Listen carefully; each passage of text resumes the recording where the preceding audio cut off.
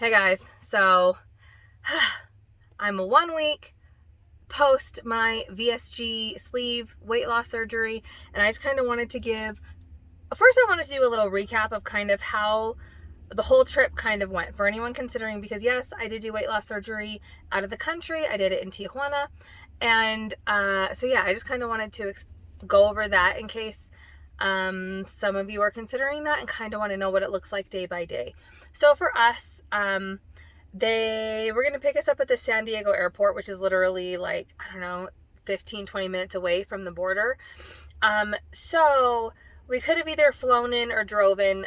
We are in Utah, and it was about a 10-hour drive, and we just decided, mostly just for financial reasons, to drive in. Both me and my husband are big. We would have had to buy at least one extra seat.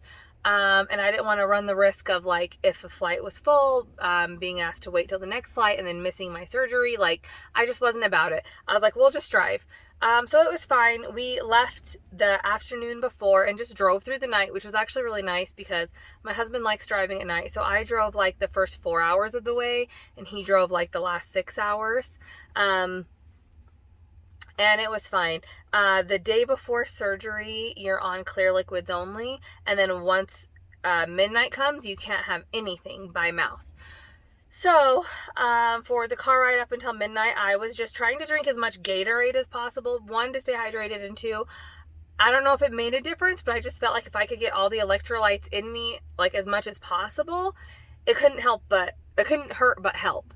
So I got 3 of, like, the fat Gatorades. I drank 3 of those that day and some water, and then stopped at midnight. We got to San Diego a little bit early, like 3 hours early. So we ended up just pulling over and sleeping in our car. Got like a 2-hour, 3-hour nap, maybe at most. And then we drove all the way to the airport, and then literally just found somewhere to park. So we opted to do the valet at the airport, and it was like, I want to say it was $30 a night, and we did that just because I left the van for my mom because she was taking care of the kids, so we took her car, and I just didn't want to, like, leave her car in a random parking lot. I thought the valet parking lot at the airport would be more secure, so that's what we did. So we dropped the car off at about 6 a.m. The driver said he was going to get us at 7:30, but I texted him. A couple days before, they sent me his name and number and all of that. So I texted him and was like, hey, no rush or anything, but we're already at the airport, so if you can pick us up earlier, great. If not, don't worry about it. He's like, oh, actually, the other person just texted me, and they also got here early, which they actually drove in also and were parking at the airport, but they were driving from, like, somewhere else in California. So he's like, I'll just pick you both up. I think he ended up picking us up at 7. So that was fine. So he picked us up, a really nice guy, drove us across the border. Going across the border into Mexico, you don't have to show ID, passport, nothing. You just drive across. We did have to do a COVID test within 10 days of our surgery date. So we had already done that and just emailed the results to our hospital. But you didn't need one, like, at the border or anything, which is weird, but whatever. So we drove across the border. We went straight to the hospital. When we first got there, so we got to the hospital like maybe 7:30. And it was me and I believe it was four other people who all had surgery my day. So my doctor only performs about 5 surgeries a day. There are some surgeons in Tijuana who do up to 29 surgeries a day. They'll work from, like, sunup till midnight, which isn't something I was interested in. So I like that my doctor kind of has a cap, gives himself plenty of time. So anyway, I met the other 4 people who were all doing it.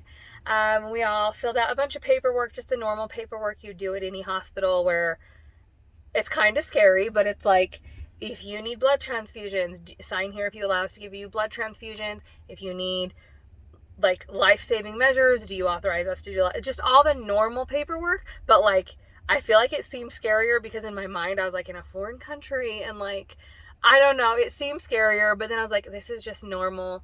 It's normal hospital paperwork. But anyway, so we signed all the paperwork, And then before they took me to my hospital room, they took me to do some tests. So I did blood work first, which they had a very, very hard time finding a vein. I still have a bruise, and it's been 8 days. So she finally found one in my hand. Did not feel great, but that's okay. I'm very hard to draw blood from, so it's fine. But they did blood work, ran a whole bunch of tests, which they gave me all the results for after.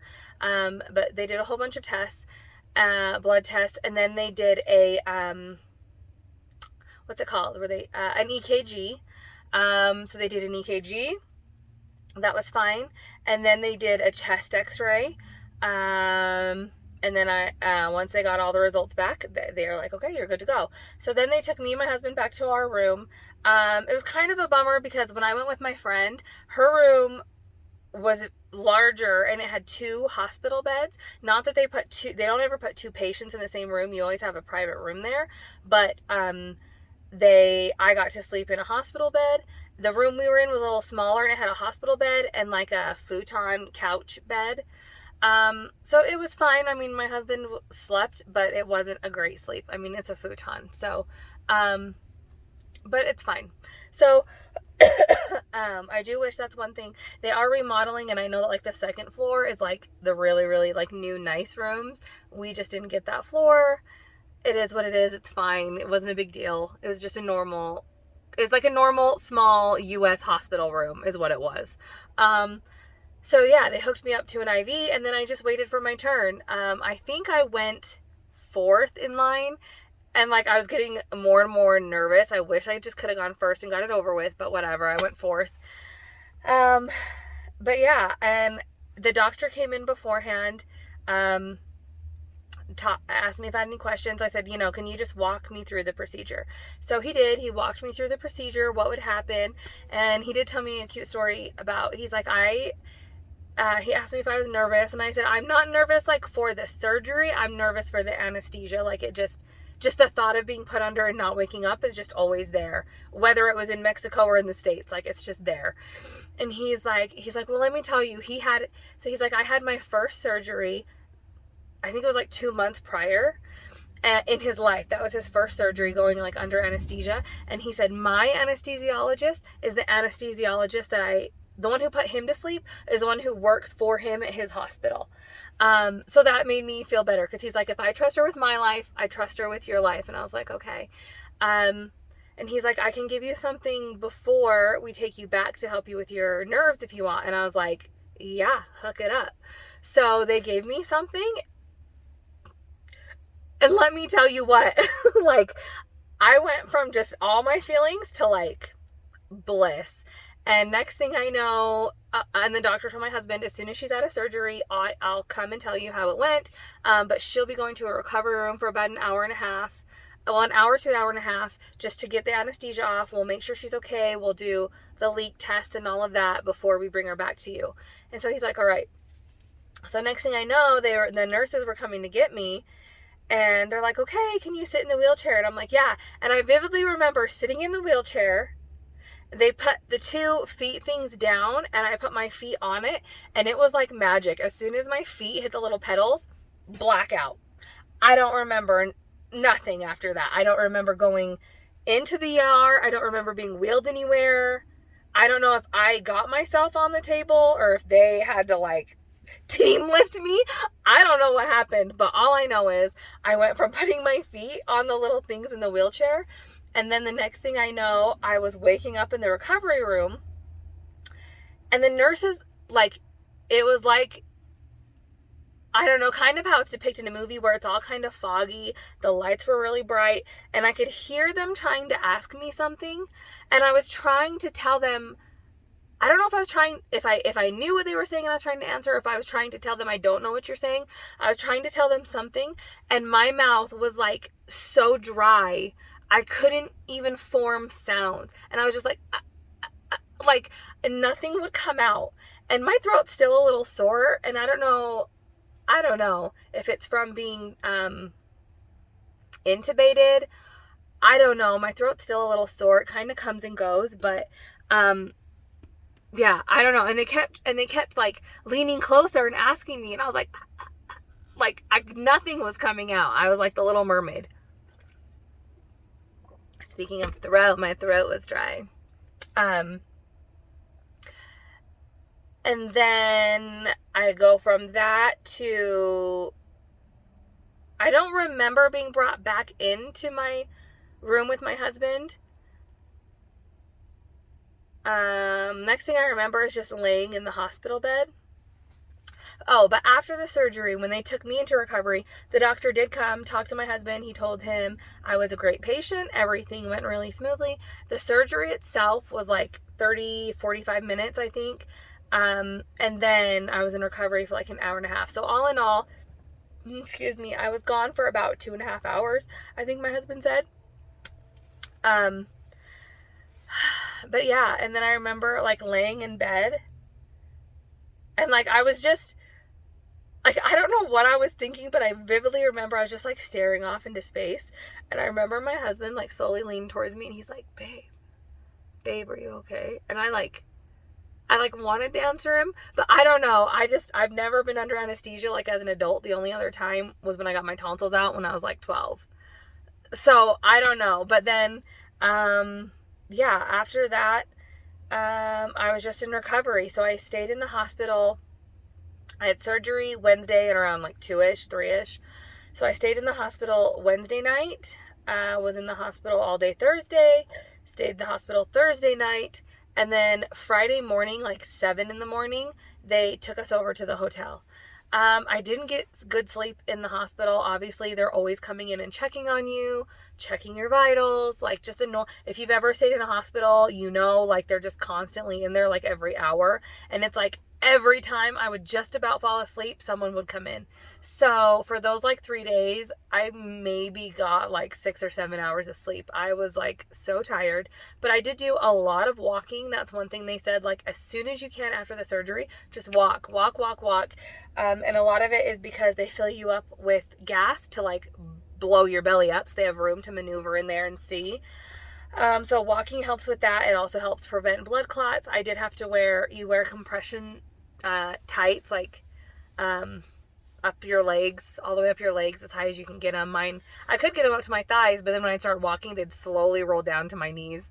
But which everyone else didn't even put them up to their knees. But whenever I was in bed, I'd have my husband yank them all the way up to like the top of my thigh. But I walked a lot. I hardly saw anyone else walking, and I was like, oh, am I like overdoing this? But all the doctors, every time I was out walking, they're like, oh, good job, it's you again. And I'm like, yeah, you guys said walk, and I can't sleep, so I might as well walk. But yeah, so then Friday morning, they took us to, the valet came, took us to the hotel. They checked us in. We didn't have to do anything. We just waited in the lobby. We did sign a paper, but we signed a paper. They gave us the keys, took us up to our rooms, and then we could do whatever we want that day. Some people went to the mall. Some people, did various things. First thing I did was take a nap because I had not slept. So I took a nap, and then we got up and we walked like down the block. There was a grocery store.